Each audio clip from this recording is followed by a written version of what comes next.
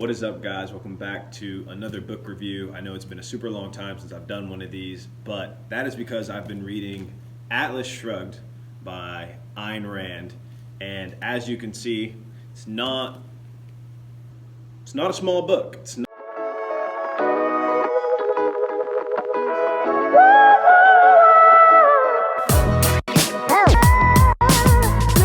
a quick read, that's for sure. It's taken me a while. I've been working, I've been trying to get through this, but I'm really excited to talk to you guys about this book for a number of reasons.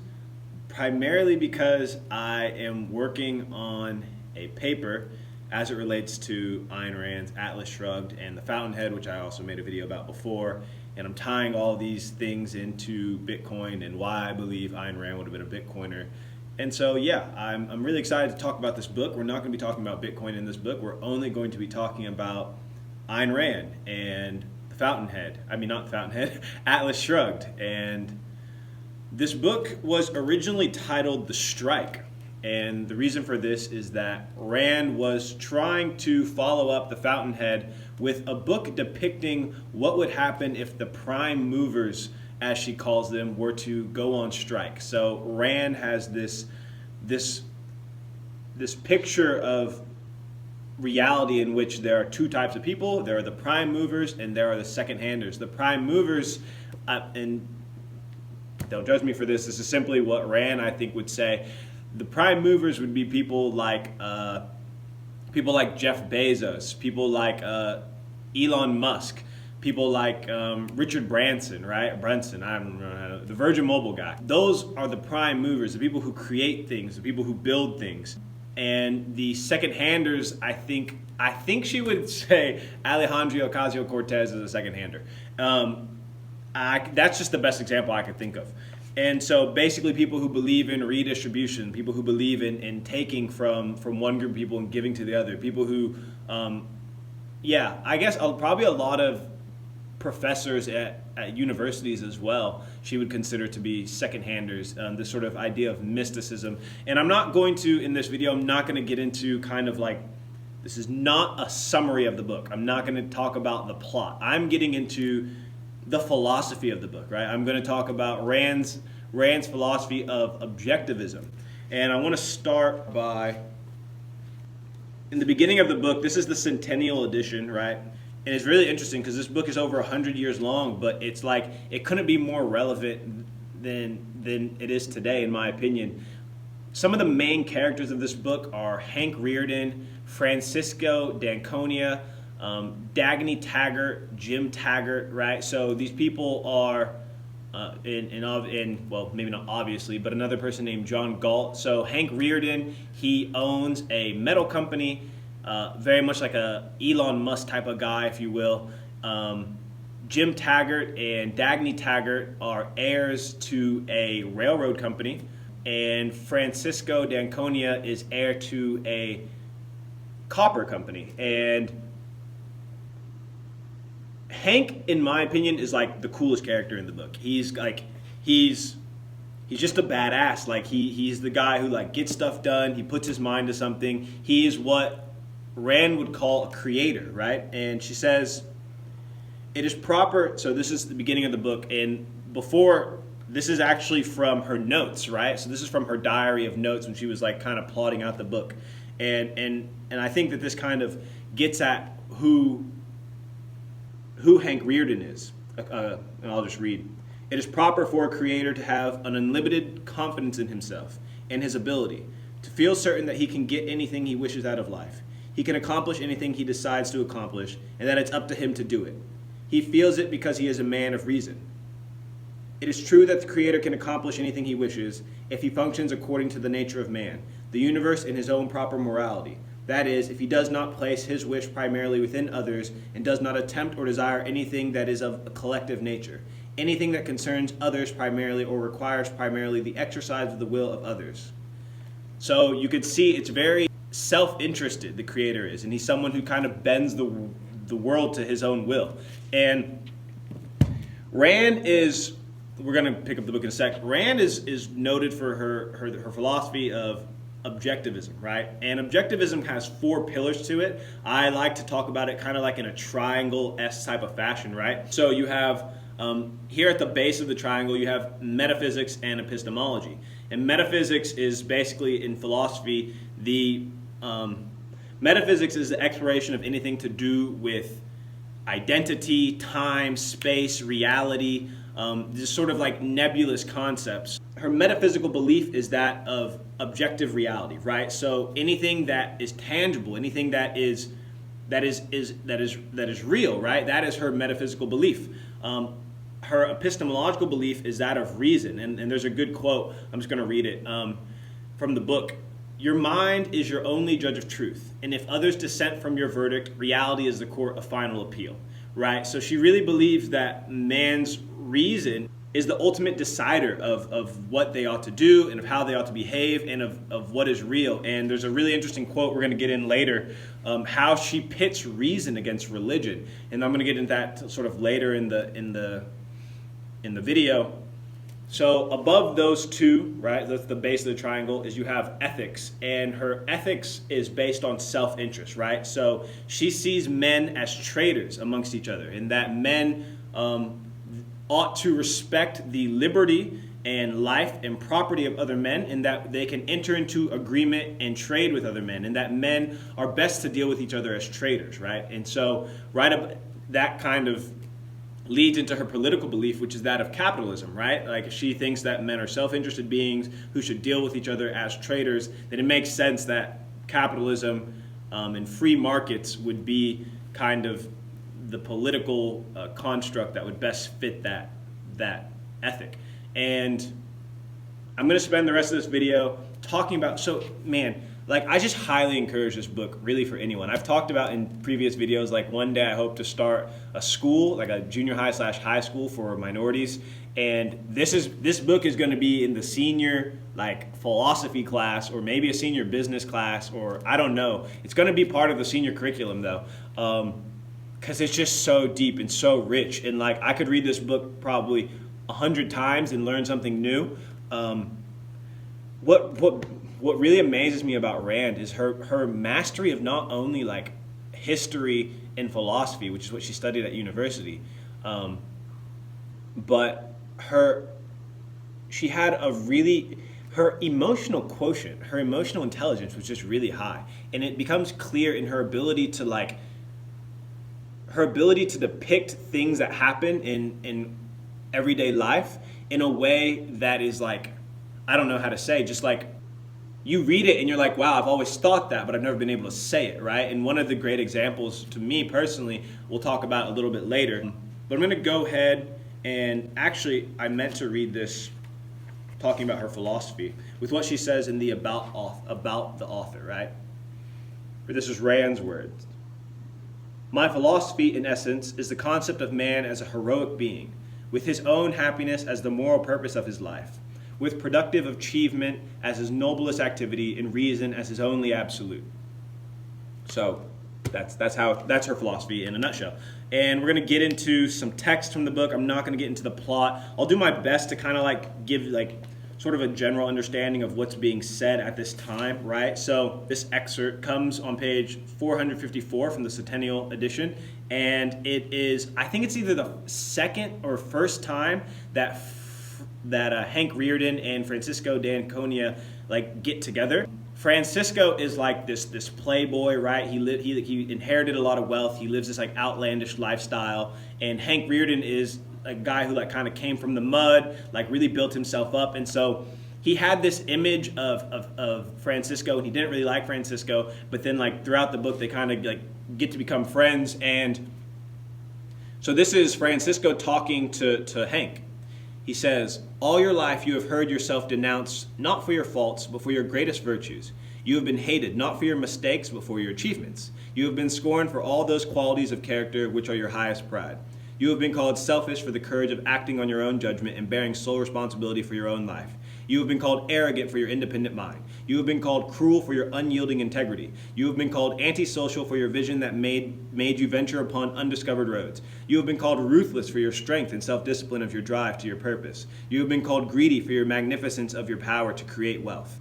And then he goes on to say, but your virtues were those which kept men alive. Your own moral code, the one you lived by but never stated, acknowledged, or defended, was the code that preserves man's existence. And then this is like where the book title comes from. So this is why I'm actually talking about this. This excerpt. He says, if you saw Atlas, the giant who holds the world on his shoulders, if you saw that he stood, blood running down his chest, his knees buckling, his arms trembling, but still trying to hold the world aloft with the last of his strength, and the greater his effort, the heavier the world bore down upon his shoulders, what would you tell him to do? I don't know. What could he do? What would you tell him? To shrug. All right, so what's the takeaway there, right? To me, like when I read about Hank Rearden, I just kept getting this image of Jeff Bezos because I think that they have like kind of similar stories, at least in terms of what they've been able to build and like achieve in their lifetimes, like where they came from. And in that part, right, he's like, Francisco is basically saying to Hank, he's saying, look, like all these things that have made you great, these are the exact same things that they demonize you for.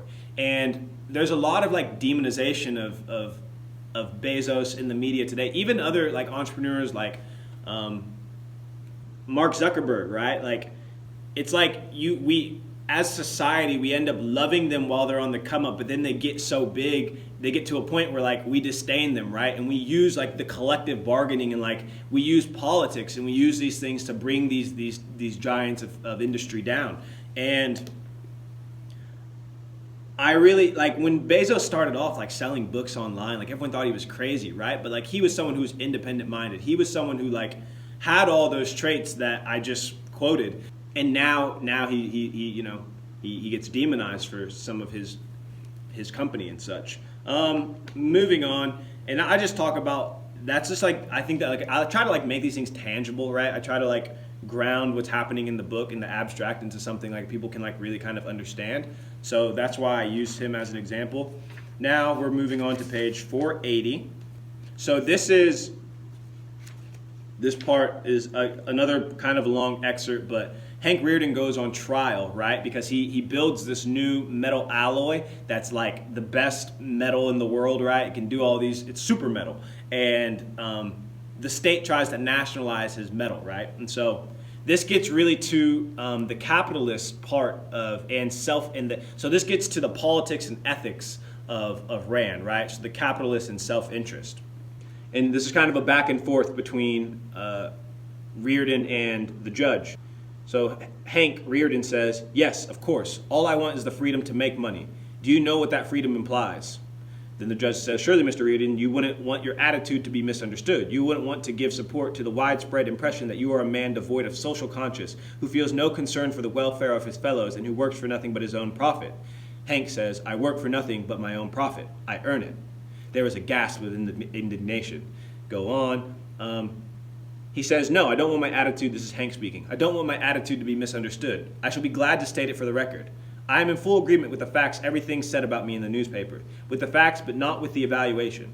I work for nothing but my own profit, which I make by selling a product they need to men who are willing and able to buy it. I do not produce it for their benefit at the expense of mine. They do not buy it for my benefit at the expense of theirs. I do not sacrifice my interest to them, nor do they sacrifice theirs to me. We deal as equals by mutual consent to mutual advantage. And I am proud of every penny that I have earned, and in this manner. I am rich, and I am proud of every penny I own. I have made my money by my own effort, in free exchange, and through the voluntary consent of every man I dealt with, the voluntary consent of those who employed me where I started, the voluntary consent of those who work for me now, the voluntary consent of those who buy my product. I shall answer all the questions you are afraid to ask me openly. Do I wish to pay my workers more than their services are worth to me? I do not. Do I wish to sell my product for less than my customers are willing to pay? Pay me. I do not. Do I wish to sell it at a loss or give it away? I do not. If this is evil, do whatever you please about me according to whatever standards you hold. So, it actually gets better, but I'm going to just kind of cut it off there. You can kind of really see how he talks about mutual consent, right? This goes back to men entering into agreement as traders. You know, there's a lot of debate in the public conscious right now about minimum wage laws. And so he talks about some of these things, right? People are talking about increasing the minimum wage to $15 an hour. And he says in his speech, do I wish to pay men more than their services are worth to me? No, I do not. And I just think, like I've said, man, this book is just so timely. And for it to have been written 100 years ago, the things that she's talking about are just really, really important. So let's move on to page 305. Now we're going to get into a little bit more metaphysics and epistemology. So in this section, I thought this was really interesting. So this is an exchange that Miss Reardon, so Hank's wife, is having with, I think, James Taggart. She might just be talking to a group of people. She's at a party, right? And this is one of those scenes where Rand really demonstrates her ability to like express the psychology and really demonstrates that EQ knowledge of, you know, how people behave in social settings and how like the interdynamics and social dynamics that are at play, and really like kind of draw them out and make them very clear to the reader. But she's talking about love, and she's talking about lying, right? And she says, I answered that real devotion consists of being willing to lie, cheat, and fake in order to make another person happy, to create for him the reality he wants if he doesn't like the one that exists. If you tell a beautiful woman that she is beautiful, what have you given her? It's no more than the fact, and it has cost you nothing. But if you tell an ugly woman that she is beautiful, you offer her the great homage of corrupting the concept of beauty. To love a woman for her virtues is meaningless. She earned it. It's a payment, not a gift. But to love her for her vices is a real gift, unearned and undeserved. To love her for her vices is to defile all virtue for her sake, and that is a real tribute of love, because you sacrifice your conscience, your reason, your integrity, and your invaluable self-esteem. Following that up with another quote, right? So there's the thoughts of Miss Reardon, and then there's the thoughts of some philosopher, I can't remember his name, but it's on page 742. And it's kind of a juxtaposition of what she says. He says, love is the ultimate form of recognition one grants to the superlative values. So, and I think that is like, it'll become very clear in this next excerpt that we jump into that is what Rand believes, that love is the whatever I just said. You can just play it back. I'm not going to find it again. But I think that what she's saying in that first part with Miss Reardon is like kind of this concept of love that maybe gets tossed around or that exists in sort of the ethos and public conscience. I just thought it was really interesting, so I wanted to kind of, what I really think is more interesting is this part that I'm going to follow up with on page 489, and I'm just going to jump into it. This is talking about sex. Oh, this is Francisco d'Anconia talking. Well, the man who despises himself tries to gain self-esteem from sexual adventures, which can't be done because sex is not the cause but an effect and an expression of a man's sense of his own value. The men who think that wealth comes from material resources and has no intellectual root or meaning are the men who think, for the same reason, that sex is a physical capacity which functions independently of one's mind, choice, or code of values. They think that your body creates a desire and makes a choice for you, just about in some such way as if iron ore transformed itself into railroad rails or of its own volition. Love blind, they say. Sex is impervious to reason and mocks the power of all philosophers. But in fact, a man's sexual choice is the result in the sum of his fundamental convictions. Tell me what a man finds sexually attractive, and I will tell you his entire philosophy of life.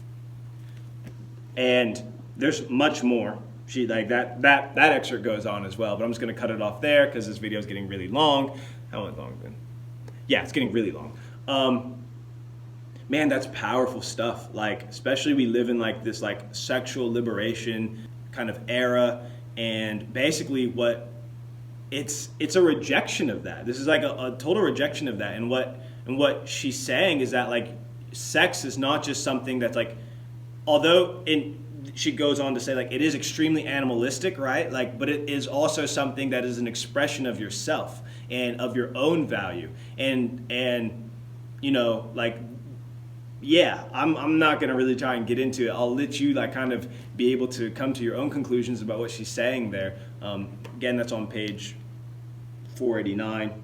So moving on to page 1026. This is the dichotomy between reason and religion, right? So this is John Galt speaking, and Galt is basically, he's talking about how reason has been taken away from the public conscience and how that was done and how that was achieved.